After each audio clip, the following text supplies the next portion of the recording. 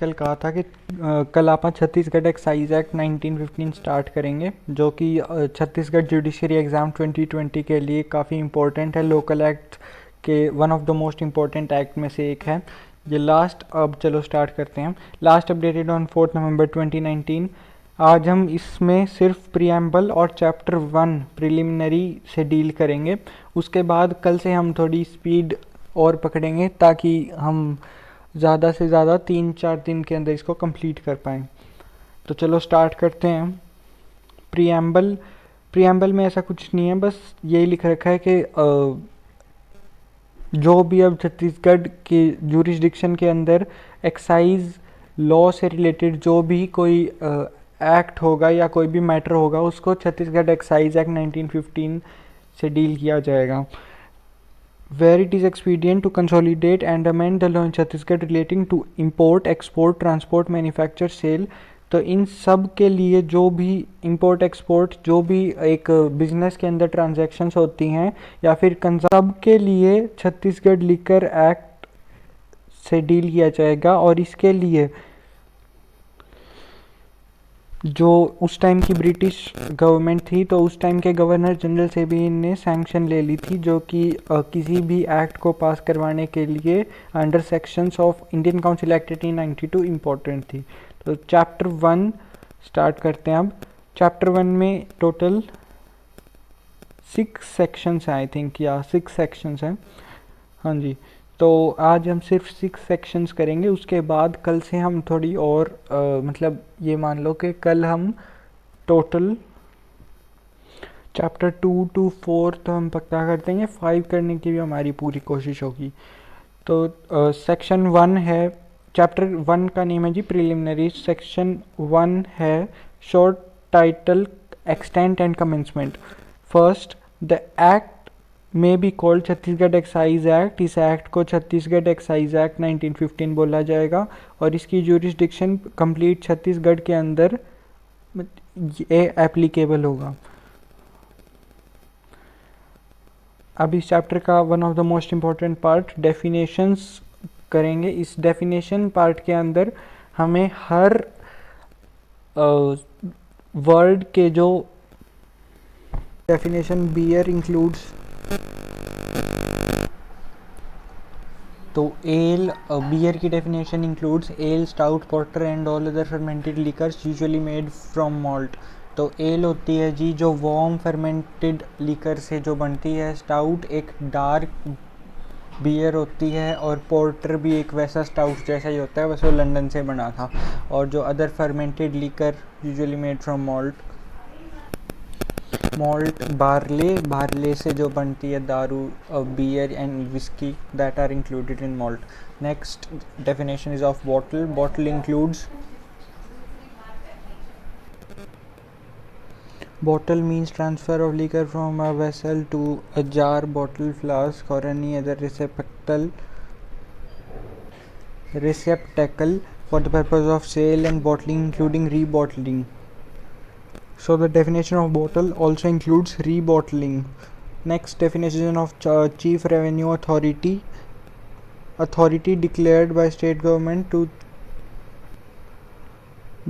government to chief revenue authority for the purpose of this act। तो जो state government chief revenue authority को इस act के purpose के लिए जो ड्यूटीज असाइन करती है, वो थर्ड चीफ रेवेन्यू अथॉरिटी की डेफिनेशन में common drinking house. It means that a certain place is occupied by someone and he is using that place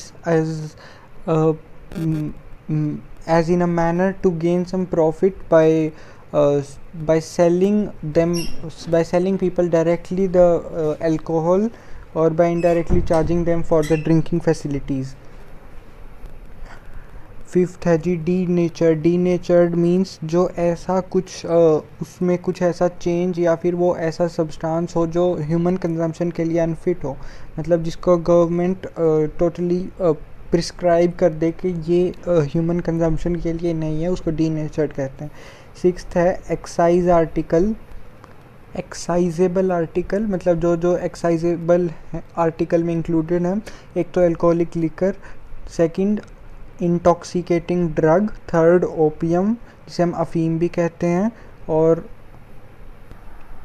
और पॉपी स्ट्रो वो भी एक जो एक सब्सटेंस होता है जो ओपीएम से डिराइव्ड होता है। 6th A excise duty and countervailing duty. इसका मतलब है कि जो 7 शेड्यूल जो लिस्ट 2 के अंडर है कॉन्स्टिट्यूशन के, उसके अंडर जितने भी सारे एक्साइज ड्यूटी के अंडर सब्सटेंसेस काउंट होते हैं वो सारे भी इसमें काउंट किए जाएंगे। 8th है जी एक्साइज रेवेन्यू। एक्साइज रेवेन्यू जो रेवेन्यू जो भी इन सब्सटेंसेस की सेल से मिलता है, जो इंक्लूड करते हैं कोई भी अगर इस पे ड्यूटी टैक्स लगाते हैं या फिर फ़ी लगाते हैं, पेनल्टी या payment, any type of earning that the state government gets is included in excise revenue.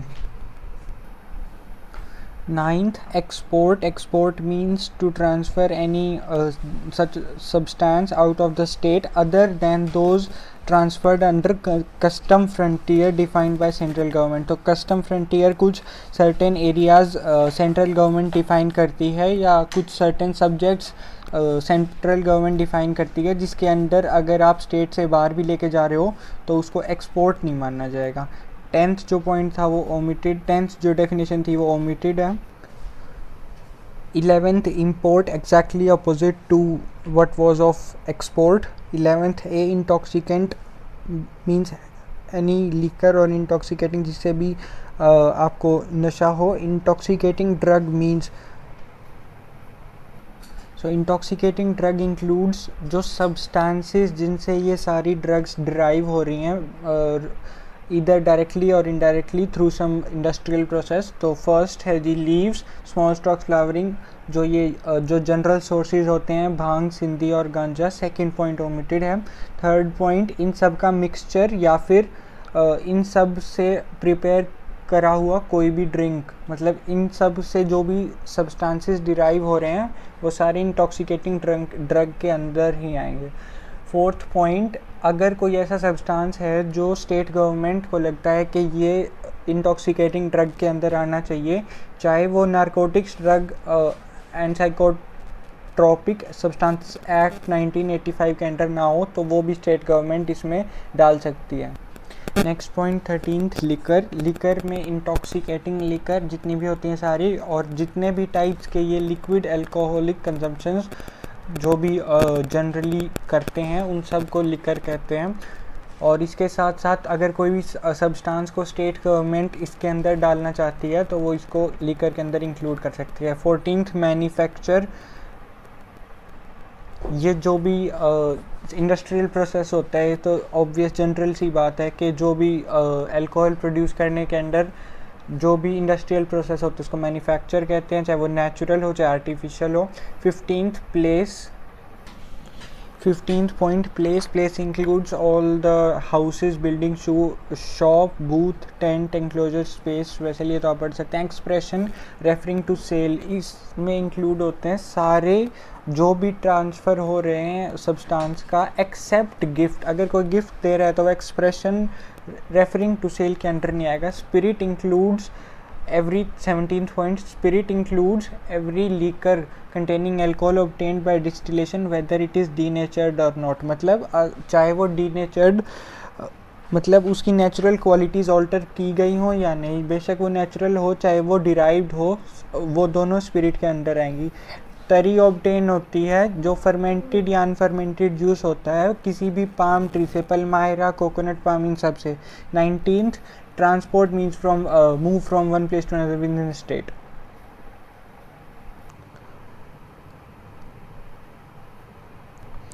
Third section omitted है।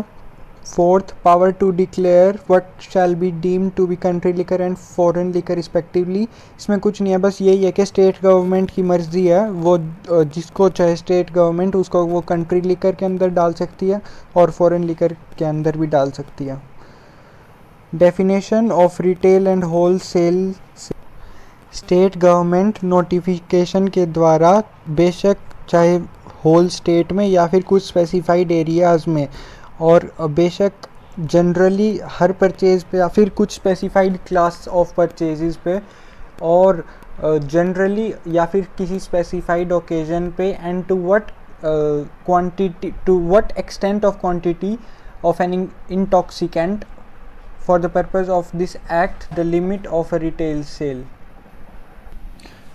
और स्टेट गवर्नमेंट रिटेल करने की लिमिट, रिटेल सेल करने की लिमिट को भी डिफाइन कर सकती है. The sale of an intoxicant in any quantity in excess beyond the quantity declared in respect thereof under subsection 1 shall be deemed to be a sale by wholesale. अगर retail से ज़्यादा quantity की cell अगर आप कर रहे हो तो वो होलसेल के अंदर मानी जाएगी.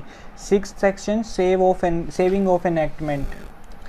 इस एक्ट का कोई भी प्रोविज़न किसी भी तरह से sea customs act 1878, Indian tariff act 1894, except section 6 thereof, or the cantonment act 1910 or any rule or order made thereunder, ये इनमें से किसी को भी अफेक्ट नहीं कर सकता.